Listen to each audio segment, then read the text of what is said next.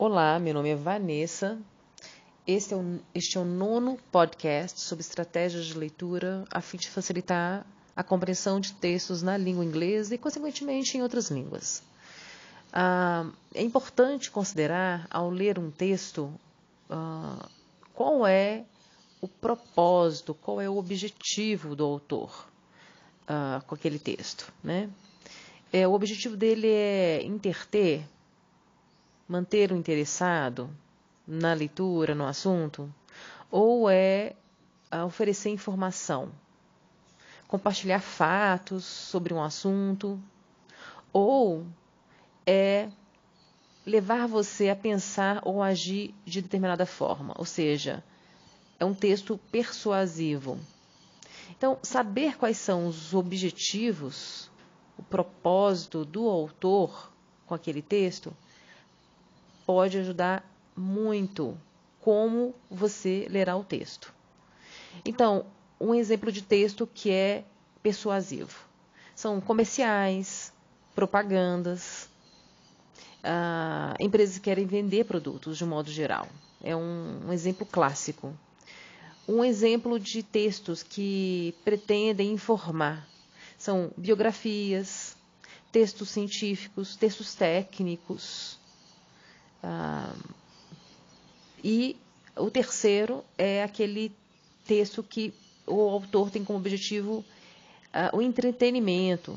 Então, são textos literários, textos que também tem, é claro que tem outras vantagens ao ler esses textos, mas o objetivo geral é entreter o leitor. Então, textos sobre fantasia, por exemplo, sobre histórias, poesia e outros textos. Então, são exemplos bem gerais e isso pode te ajudar ao iniciar uma leitura, identificar logo no primeiro parágrafo. Você pode ler o primeiro parágrafo do texto e o último. E isso pode te dar uma vantagem com relação a outros leitores numa prova ou uma situação avaliativa, ou mesmo quando você está lendo por prazer, né?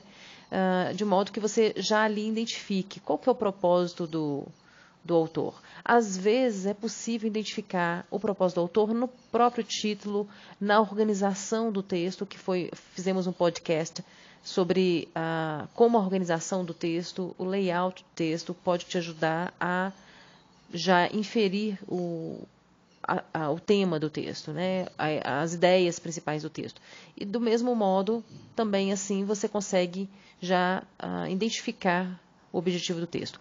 Quando você sabe qual é o objetivo do texto, o objetivo do autor com esse texto, você já sabe, você já decide como ler esse texto, né? Se é um texto persuasivo, por exemplo, você vai ler esse texto com um olhar.